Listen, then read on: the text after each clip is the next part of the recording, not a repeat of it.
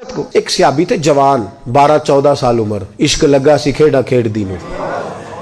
12-14 سال عمر تو ہر وقت حضور کے پاس رہتے تھے. صحابہ کہتے ہیں ہم نے سوچا ہر وقت ہی رہتا ہے.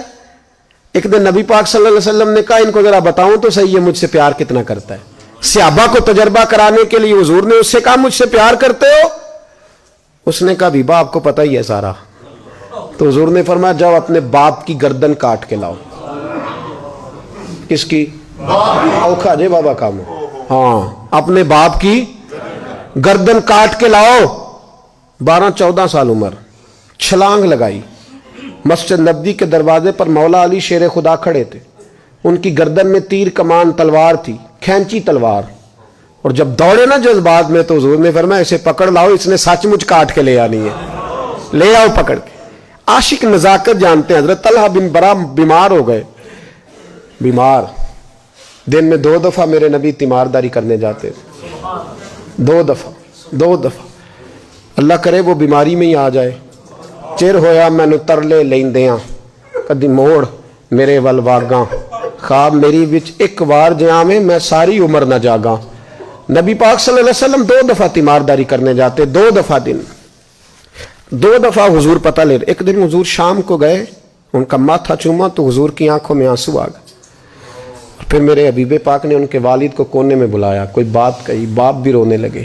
حضور نے پھر پیار کیا, چلے گئے. حضرت طلحہ اپنے ابا جی سے کہنے لگے حضور کیا کہہ کے گئے؟ کہا بیٹے کچھ نہیں. کہا نہیں مجھے بتائیں. کچھ نہیں, رشتہ ہی بڑا نازک, نہیں بتائیں. تو باپ نے سر پہ ہاتھ رکھا, کہا حضور کہہ گئے ہیں تو آج شام کو فوت ہو جائے گا. اور جب حضور نے کہا جب اس کا انتقال ہو جائے تو مجھے خبر کرنا. والد کو 4 پہ بٹھا کے تو حضرت طلحہ نے ہاتھ پکڑ لیا. عشق تے اگ دوویں ایک برابر, پر عشق دا سیک ودھیرا. اگ تے ساڑے ککھ تے کانے, عشق ساڑے تن میرا. او اگ دا دارو میہ تے پانی, مینوں کوئی دسے عشق دا دارو کیڑا. بلے شاہ اتھے کچھ نہیں بچدا جتھے عشق ہوراں دا ڈیرا. ہاتھ پکڑا باپ کا اور کہنے لگے ابا جی ایک وعدہ کرو, رات کو جب میں فوت ہو جاؤں تو نبی پاک کو اطلاع نہیں دینی, خبر. کہا بیٹے حضور کہہ گئے ہیں دینی ہے, تو کہتا نہیں دینی, کیوں؟ عاشق نزاکت جانتے ہیں. اگرچہ 12-14 سال عمر تھی پر عشق پکا تھا نا, نزاکت سمجھتے تھے. کہنے لگے ابا جی جن گلیوں سے حضور نے گزر کے آنا ہے وہ یہودیوں کی گلیاں ہیں. ایسا نہ ہو میرے جنازے کی خاطر حضور گزرے اور کوئی میرے نبی کو تکلیف دے دے, اس لیے خبر نہیں کرنی مصطفیٰ کو. آپ جنازہ پڑھ کے دفنا دینا. رات کو انتقال ہوا, باپ نے جنازہ پڑھا, دفن کیا. سارا کچھ جاننے والے رسول آئے. کہا مجھے بتایا کیوں نہیں؟ عرض کی محبوبہ, کہتا تھا حضور کو تکلیف نہیں دینی, میری ذات کی خاطر تکلیف نہ دینا, نہ کوئی یہودی تکلیف نہ پہنچا دے. گلیاں یہودیوں کی ہیں, قربان جائیں. ساری دنیا روضہ رسول پہ, اور میرے رسول نے فرمایا مجھے بتاؤ اس کی قبر کہاں ہے. ساری دنیا روضہ رسول پہ, اور نبی پاک اس غلام کی قبر پہ کھڑے آنسو بہ رہے ہیں. صحابہ کہتے ہیں ہر قبر پہ دعا یہ ہوتی تھی یا اللہ قبر کشادہ کر دے, یا اللہ اس کا حساب آسان کر دے. یہاں دعا بھی انوکھی, اس کے لیے دعا بھی انوکھی, رشتہ ہی بڑا نازک ہے.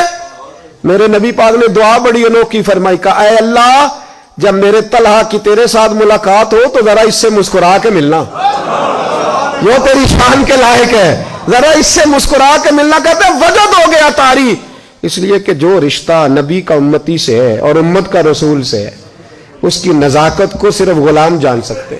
غلام جان. میں نے پچھلے جمعے بھی کہا تھا, مجھے ایک شخص کہنے لگے آپ بتیاں لگاتے ہیں, جھنڈیاں لگاتے ہیں. میں نے کہا بس نہیں چلتا, ہم تو تارے بھی لگا دیں, ہمیں ہمارا پتہ ہی نہیں. میرا دل کرتا ہے گلی گلی پھروں اور یہ نعرہ لگاؤں جان ہے عشق مصطفیٰ, روز فضو کرے خدا, جس کو ہو درد کا مزہ وہ نازے دوا اٹھائے کیوں, اور پھر کے گلی گلی تباہ ٹھوکریں سب کی کھائے کیوں.